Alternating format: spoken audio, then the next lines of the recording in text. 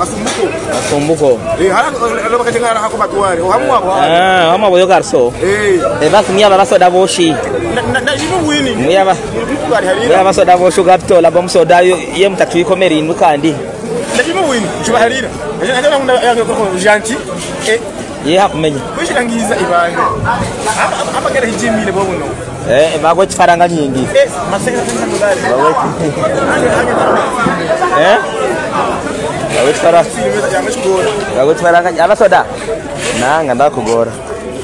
Sur l'indépendance de notre pays, les musiciens ont éveillé les consciences.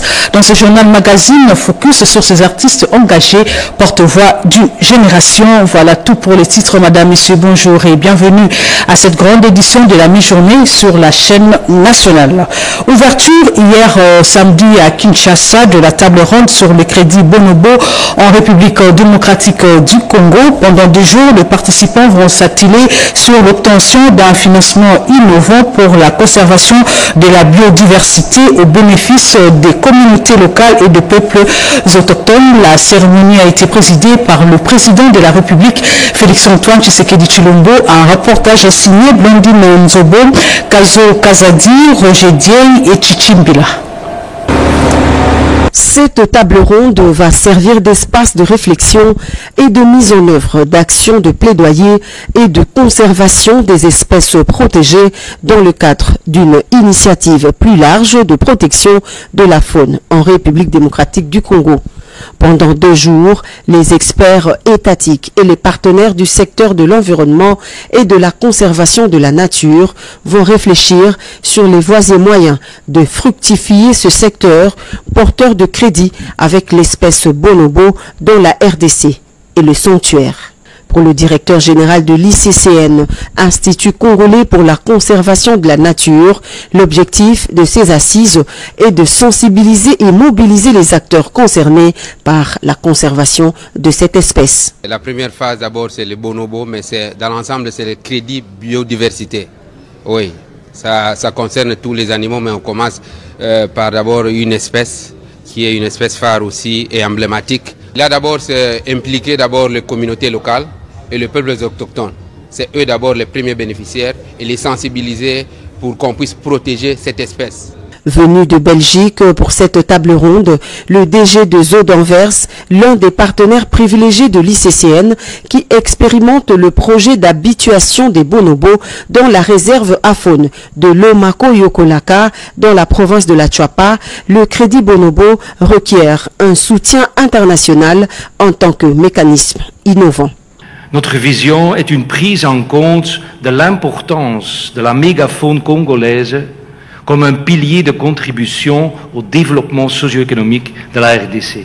Suivant les agendas mondiaux sur la conservation de la biodiversité, notre approche proposée et à l'ordre du jour est une valorisation monétaire de la biodiversité pour ces communautés locales et ces peuples autochtones. Les travaux vont s'étaler sur 2 jours et devraient aboutir à la mise en place d'une stratégie nationale visant la valorisation des grandes espèces animales emblématiques, ce qui s'inscrit dans la mise en œuvre des réformes majeures engagées par le président de la République, Félix-Antoine Tshisekedi Tshilombo. Nous sommes résolument engagés à conjuguer de manière harmonieuse et durable la protection de la nature, la lutte contre la pauvreté et l'épanouissement des populations riveraines, notamment les peuples autochtones. Car il ne saurait y avoir préservation environnementale véritable sans justice sociale, ni de développement inclusif sans respect des écosystèmes. La tenue de cette table ronde représente une opportunité en ce qu'elle offre un cadre pour définir clairement les bases d'un plaidoyer international structuré en faveur de la création d'un crédit biodiversité propre à chaque espèce, notamment celles emblématiques à forte valeur pour l'humanité, à l'instar du bonobo de l'Okapi, du gorille de montagne, pour ne citer que les plus emblématiques. Faisons de cette initiative de Crédit Bonobo un symbole de justice environnementale et de solidarité mondiale. Bâtissons ensemble un avenir où la conservation de la biodiversité rime avec prospérité pour nos communautés et harmonie pour notre planète, a conclu le président de la République. 24 cas suspects du choléra déclarés dans la province de la Mongala.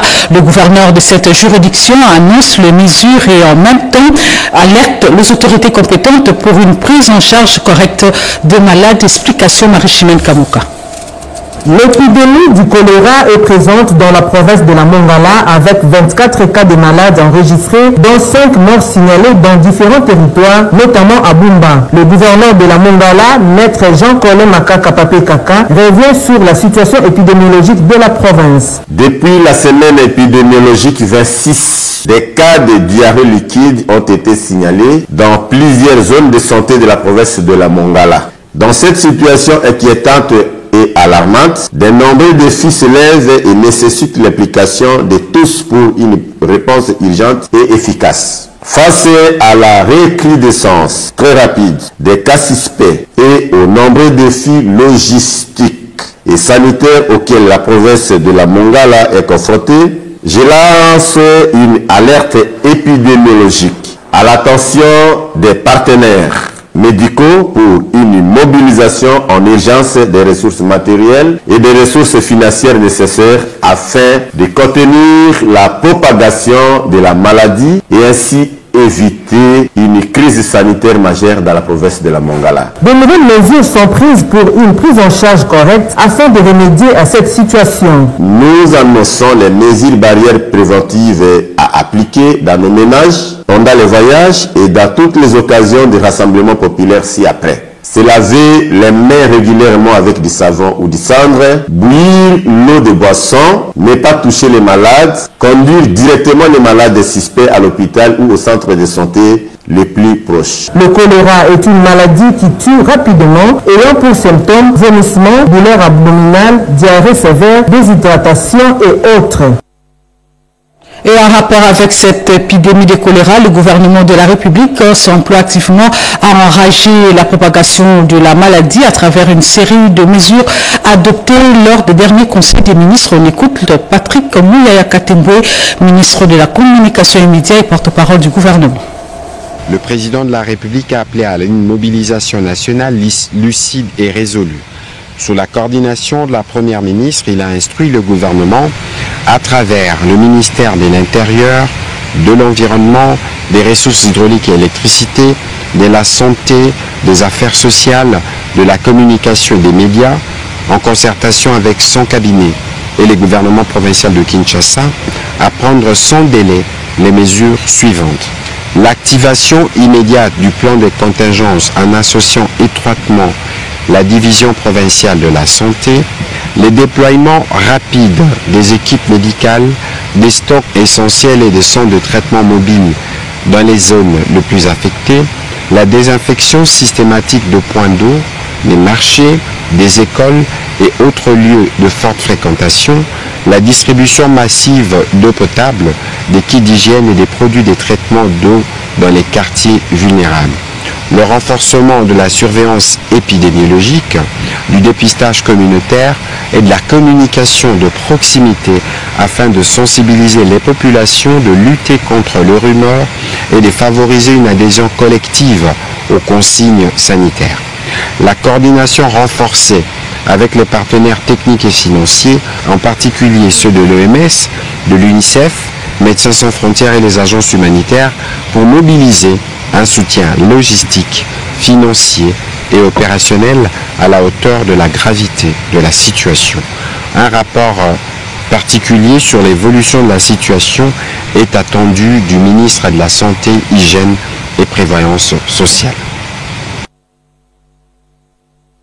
Et c'est communiqué du chef de la maison militaire du président de la République qui informe le public en général et les membres actifs des forces armées de la République démocratique du Congo ainsi que ceux de la police nationale congolaise en particulier qu'en prévision du mouvement d'avancement général en grade, des escrocs et autres arnaqueurs en profitent pour escroquer de l'argent auprès des officiers au nom de la maison militaire tout en condamnant ces actes et déclinant ses responsabilités. La maison militaire du président de la République rappelle aux uns et aux autres que les promotions en grade sont les résultats de la méritocratie et non du clientélisme ni du favoritisme. Pour ce communiqué signé le chef de la maison militaire, Bamunda Tumba Franck, lieutenant général. La cellule nationale de renseignement financier a sensibilisé les avocats et professionnels de droit sur le flux financier illicite et la lutte contre le blanchiment des capitaux. Des précisions dans ces reportages signés Guy Matundu et Guila Mukunga. Après leur conférence en rapport avec l'inscription de la RDC sur la liste grise du GAFI, le groupe d'action financière internationale, la cellule nationale de renseignement financier était en face des avocats des deux barreaux de Kinshasa pour les sensibiliser autour des flux financiers illicites. Les avocats ont apprécié cette démarche de la CNRF. Cet atelier nous permet de nous munir pour éviter d'être complices ou même auteurs en matière de blanchiment des capitaux. La vie de l'avocat se passe généralement dans les relations avec des personnes qui brassent des sommes d'argent importantes dont on ne connaît pas l'origine. L'occasion nous a été donnée de pouvoir découvrir les risques que nous courons à travers les contacts que nous avons avec les clients qui sont dans des activités notamment criminelles. Aujourd'hui, nous avons été tenus informés de beaucoup de choses en rapport avec des personnes avec lesquelles nous traitons. Toutefois, les avocats souhaitent que ce genre de rencontres s'intensifie. Le terme est tellement important que ça devrait être élargi presque à une base suffisamment assise. Blanchiment des capitaux, c'est des infractions imprescriptibles, comme on l'a dit. La sensibilisation va se poursuivre avec d'autres assujettis, toujours au sujet de la vulgarisation sous la loi en rapport avec le blanchiment de capitaux et le financement du terrorisme. Cette rencontre a connu l'implication de la coopération allemande.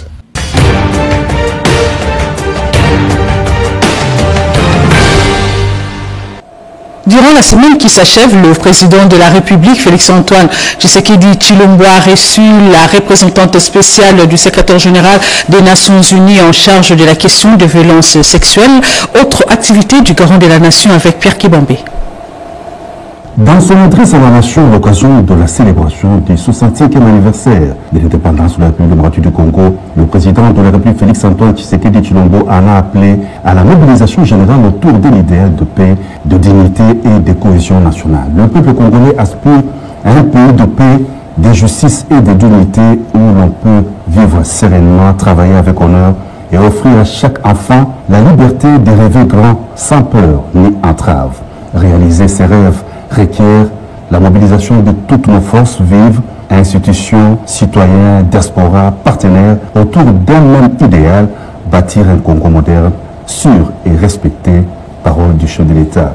Le président de la République a articulé son discours autour de plusieurs axes majeurs, à savoir la mémoire des héros de l'indépendance, la situation de sécurité dans l'est du pays, la signature d'un accord de paix historique avec le Rwanda, le renforcement des partenariats économiques avec les États-Unis d'Amérique et d'autres acteurs internationaux, ainsi qu'un appel solennel à l'unité nationale.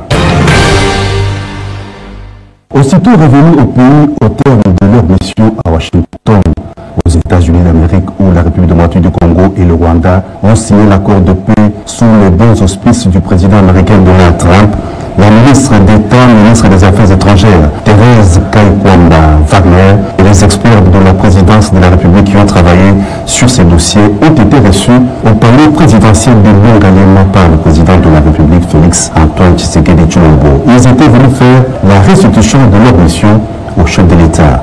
La ministre d'État, ministre des Affaires étrangères, a remis au président de la République la copie originale de l'accord de paix et un message de son homologue des États-Unis d'Amérique, Donald Trump. Mardi, le 1er juillet 2025, le président de la République, Félix-Antoine Tshisekedi Tshilombo, est allé en compagnie de la distinguée première dame Denise Nyakero Tshisekedi procéder au lancement solennel du Forum national sur le droit à la réparation. La cérémonie grandiose a été organisée dans le somptueux cadre du Centre culturel et des arts d'Afrique centrale par le Fonds national de réparation des victimes des violences sexuelles liées au conflit et des victimes des crimes contre la paix et la sécurité de l'humanité, avec l'appui du ministère des Droits humains. Le chef de l'État a, dans son allocution, relevé toute l'importance de ces forums nationaux sur la mise en œuvre du droit à la réparation qui ne s'avère pas un rendez-vous ordinaire. Il marque plutôt une rupture décisive avec l'oubli, l'indifférence et l'impuissance. Ce forum traduit l'engagement résolu d'une nation qui choisit de placer la dignité des victimes au cœur de sa quête de justice et de réconciliation, a dit le président de la République. Ancien Premier ministre, président du parti politique de l'opposition Nouvel Élan, Adolphe Muzito a été reçu à la Cité de l'Union africaine par le président de la République, Félix-Antoine Tshisekedi Tshilombo. La situation générale du pays était évoquée au cours des échanges. Mon parti et moi-même avons remercié le chef de l'État pour les performances réalisées, a indiqué le président de Nouvel Élan, soulignant que le président de la République a réussi à faire connaître à la communauté internationale que le Rwanda est le pays agresseur de la RDC à travers ses rébellions. Adolphe Muzito a aussi salué l'accord signé à Washington aux États-Unis d'Amérique, contraignant le Rwanda et les rebelles de se retirer du territoire de la RDC. La situation globale dans l'Est de la République démocratique du Congo, singulièrement les violences faites à la femme, ont fait l'objet de l'entretien que le président de la République, Félix-Antoine Tshisekedi Tshilombo, a eu au palais présidentiel du Mont-Galema avec Mme Pramila Patel, la représentante spéciale du secrétaire général des Nations Unies chargée de la question des violences sexuelles en période de conflit. Constat désolant, le taux de violences faites à la femme en zone de conflit a été extrêmement augmenté en moins d'une année. Outre la restauration de la paix durable qui se profile dans l'Est de la RDC, le chef de l'État demeure touché par les cas de violences faites à la femme et est déterminé à trouver des solutions pour éradiquer ces fléaux, a indiqué la coordinatrice du service spécialisé en charge de la jeunesse, la lutte contre les violences faites à la femme et la traite des personnes, Chantal Mounop, présente à cette entrevue. L'évaluation des différents projets de coopération en cours et ceux qui doivent être mis en œuvre entre la République démocratique du Congo et la Chine a été évoquée au cours des échanges que le président de la République, Félix-Antoine Tshisekedi Tshilombo, a eu à la Cité de l'Union africaine avec l'ambassadeur de la République populaire de Chine, Zhao Bin. Pour les diplomates chinois, le chef de l'État a exprimé sa volonté de continuer à travailler avec la Chine dans le développement du partenariat stratégique de coopération gagnant-gagnant. Pour comprendre l'actualité abondante de la semaine, révisitons chaque fait et commentaire. Une semaine marquée par la question de retrait des troupes rwandaises et l'argument fallacieux du Rwanda sur la présence de FDLR en RDC. La semaine en 5 minutes avec Joséphine Lyon. Après 65 ans de l'accession de notre pays à l'indépendance, la tenue vestimentaire de la femme congolaise a subi des changements. La rédaction française de la chaîne nationale a fait une étude comparative de l'habillement de 1960 en nos jours. Images et commentaires. L'habillement féminin en République démocratique du Congo reflète l'histoire, les changements sociaux, les influences culturelles et l'affirmation identitaire. De la pré-indépendance à l'ère numérique, la mode congolaise a évolué tout en conservant une forte empreinte africaine. Cette étude met en comparaison deux périodes clés, les années 1960 et la période contemporaine de 2000 à nos jours. Habillement dans les années 1960, en période post-indépendance, l'habillement des femmes était une affirmation de l'identité nationale, les styles vestimentaires et l'apparence en public, bien que peu médiatisés à l'époque en comparaison avec les femmes contemporaines, incarnaient pourtant les valeurs de sobriété, de dignité et de respect de tradition. Elles paraissaient souvent en pain traditionnel généralement porté en 2 ou 3 pièces, un liputa, pas nouée autour de la taille, une blouse en dentelle ou brodée à manches longues ou courtes. Parfois, une écharpe posée sur l'épaule en harmonie avec le reste de la tenue. Les femmes, notamment dans de grandes villes comme Kinshasa, cherchent à affirmer leur place dans cette nouvelle société. Les éléments clés de l'habillement féminin dans les années 60 sont panne cousue, robe longue ou 2 pièces, foulard ou coiffe assortie à la tenue, souvent nouée haut sur la tête, chaussures à talons bas ou sandales à l'africaine, sac à main rigide, petit, très en vogue chez les femmes urbaines, parure, collier en perles, boucles d'oreilles rondes, bracelets assortis, coiffure entre tradition et modernité. La coiffure dans les années 60 en RDC était un art à part entière, influencé par le modèle traditionnel tresse, natte, coiffure en coque ou en couronne. Par contre, l'habillement des femmes congolaises aujourd'hui tire son origine dans la mondialisation, le numérique, les réseaux sociaux, l'influence de la mode internationale et aussi l'affirmation de la salle féminine et des créateurs congolais, ainsi que l'accès élargi à la couture, au prêt-à-porter et aux marques. Les styles actuels sont mix entre tradition et modernité, robe et combinaison en panne, mais avec coupe occidentale ou urbaine, tissu moderne, stretch, soie, tulle, combiné au wax, tenue urbaine, jeans, t-shirt, robe moulante, chaussures à talons hauts, tenue des cérémonies très sophistiquées, influencée par la haute couture africaine. Sapeuse, femme très stylée, souvent associée au mouvement de la sape, influence visuelle, Instagram, influencée, star de la rumba congolaise. L'habillement féminin en RDC a connu une transformation profonde depuis 1960. Si les valeurs d'élégance, de fierté et de beauté sont restées constantes, les formes d'expression ont évolué. Aujourd'hui, la femme congolaise revendique un style libre, audacieux et hybride, tout en continuant à valoriser le patrimoine textile et esthétique africain. Cette évolution illustre la capacité des femmes congolaises à s'approprier la modernité sans renier leur culture, faisant de la mode un langage identitaire fort. Merci Diane Balaka. Le 30 juin 1960 n'a pas été le fruit des seuls efforts politiques. Des musiciens emblématiques ont joué un rôle culturel et mobilisateur dans la montée de la conscience nationale congolaise. Sandra Nyangitabu nous replonge dans l'histoire de l'indépendance.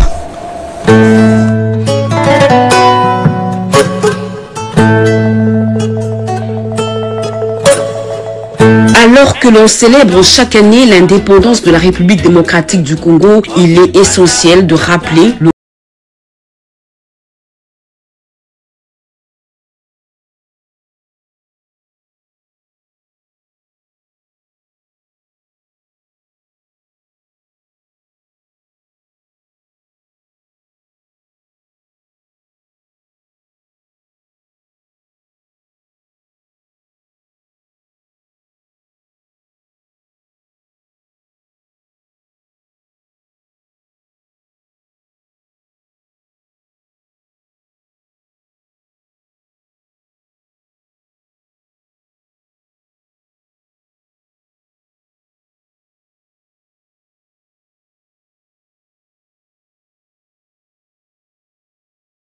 hymne populaire. Ce morceau traverse les frontières et devient le symbole musical du combat congolais. Interprété à Bruxelles lors de la table ronde où se négociait l'indépendance, il accompagne les discussions politiques en insufflant l'espoir et fierté des délégués congolais. À travers la rumba congolaise, les musiciens diffusent un message fort en langue lingala, notamment, ce qui permet de toucher toutes les couches de la société. Leur musique devient un outil de mobilisation pacifique, un vecteur de fierté culturelle et ainsi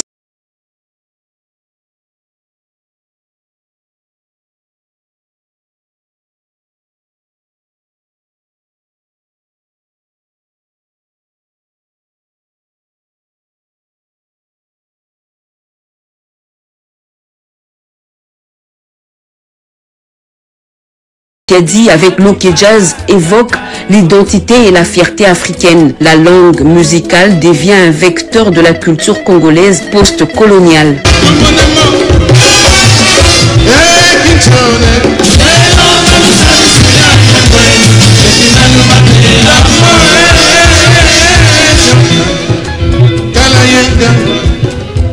Plus largement, la musique congolaise s'inscrit dans le courant du panafricanisme culturel, inspirant d'autres peuples africains en lutte pour leur indépendance, comme le Mali, le Sénégal, le Cameroun et bien d'autres. La République démocratique du Congo devient ainsi un foyer culturel de la libération africaine. Aujourd'hui encore, ces chansons restent gravées dans la mémoire collective. Elles nous rappellent que la culture peut être un acte de résistance et que la musique, bien plus qu'un simple divertissement, fut une arme douce mais puissante dans le combat.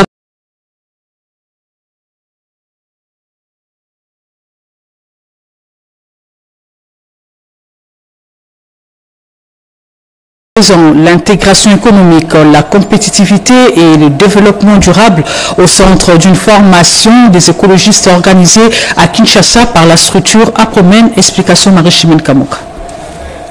En marge de la célébration du 65e anniversaire de l'indépendance de la RDC, les patriotes congolais réunis au sein de l'association pour la promotion de la métrologie et la normalisation Apromen ont renforcé leur capacité en intégration économique, compétitivité et développement durable. Cette formation sur les fondamentaux de la normalisation a été clôturée le vendredi 4 juillet au centre Wallonie-Bruxelles à Kinshasa. Le président de l'Apromen, Bertin Toumba Bouloulou, a invité les Congolais à la prise de conscience tout en exprimant le soutien de sa structure aux actions du chef de l'État, Félix-Antoine Tshisekedi Tshilombo. Pour le président de l'Apromen, la métrologie et la normalisation ont une importance vitale dans l'intégration économique. Assurer notre soutien et nos encouragements au président de la République et toutes les autorités du pays à tous les niveaux pour les projets et initiatives de développement en faveur du peuple congolais. De réglementation pour protéger l'environnement, la santé, la sécurité et le bien. D'amélioration du climat des affaires et de distribution équitable des services de base. L'Apromen, qui a été créée suite au constat que l'absence de la culture normative est la principale entrave à l'émergence de l'Est du Congo, se donne la mission de poursuivre les actions de sensibilisation et de formation sur les fondamentaux de la maîtrise de la normalisation et assure sa permanente disponibilité pour toute fin utile dans l'intérêt du peuple congolais. L'Apromen compte mener plusieurs actions pour la promotion de la culture normative, principale entrave à l'émergence de notre pays, la RDC, conclut Bertin Toumba Bouloulou. Sachez que dans la province du Kassai oriental, une conférence scientifique s'est tenue à l'intention des enseignants, étudiants et personnalités politiques sur les crimes graves et massifs dans l'est du pays. Un moment d'échange sur la documentation apportée par le professeur Toumba Louaba. L'université officielle de Mbuji-Mayi, avec le mécanisme national de suivi de l'accord cadre Addis Abeba, ont organisé ce jeudi 3 juillet 2025 une grande conférence sur les crimes graves et massifs à l'est de la RDC, qualification et lutte contre l'impunité dans la dynamique de Washington. Cette activité scientifique était animée par le professeur Toumba Louaba Loumou. Tous ces crimes ne doivent pas demeurer impunis. Vous savez, la justice est un facteur de consolidation de la paix, comme la paix aussi favorise l'administration de la justice. Plusieurs personnalités politiques de la province ont marqué de leur présence à cette conférence qui, avec preuve à l'appui, a démontré le rôle majeur joué par le Rwanda dans des tueries et massacres perpétrés dans la partie est de la République démocratique du Congo. Le recteur de l'université officielle de Mbuji-Mayi, Abbé Apollinaire Chibaka Chikongo, inscrit cette activité dans l'ordre de mission reconnu à l'université. Depuis la fondation de ce pays, c'est une chaîne de massacres à répétition. Et donc il est grand temps que nous puissions nous ressaisir et que nous puissions donner à notre pays un autre destin. Les plans d'annexion de la partie est de la République démocratique du Congo occupée par le M23 au Rwanda, dénoncés par les Nations Unies, les pillages systématiques des richesses de notre pays par le Rwanda, la complicité de l'Ouganda dans la guerre contre la RDC, la rétrospective de la revue de presse, une sélection de Jean-Pierre Ndolo.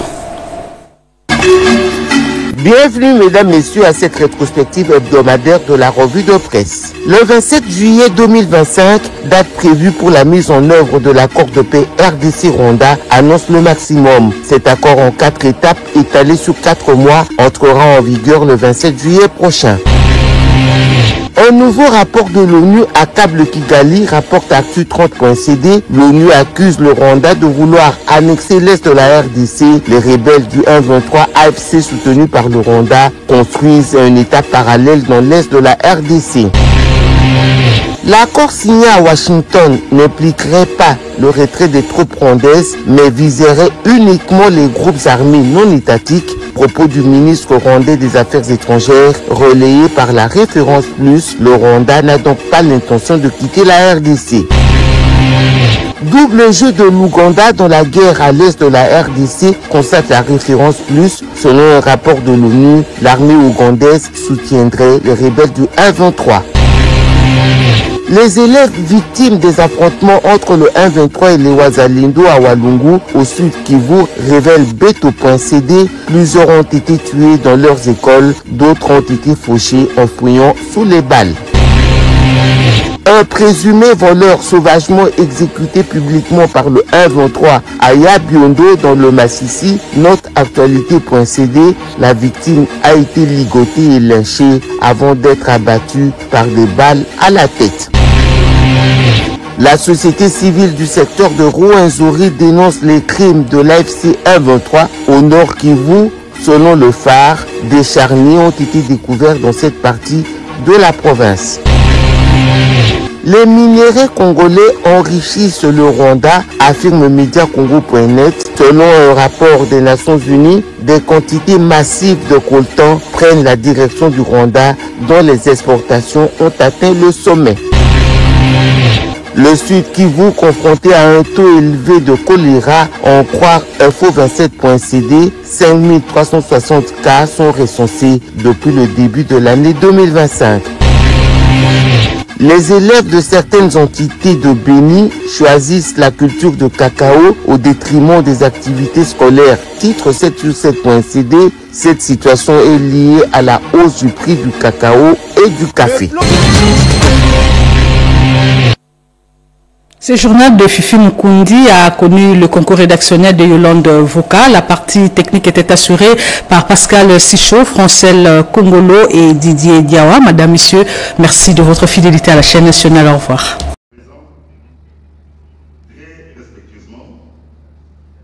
Nous invitons son Excellence, Monsieur le Président de la République, à procéder au lancement de l'initiative présidentielle d'élimination du VIH. De gouverneurs, mesdames et messieurs, nous sommes dans la province minière d'Ilolaba où le chef d'État va devoir officiellement clôturer cette deuxième session qui s'est tenue dans cette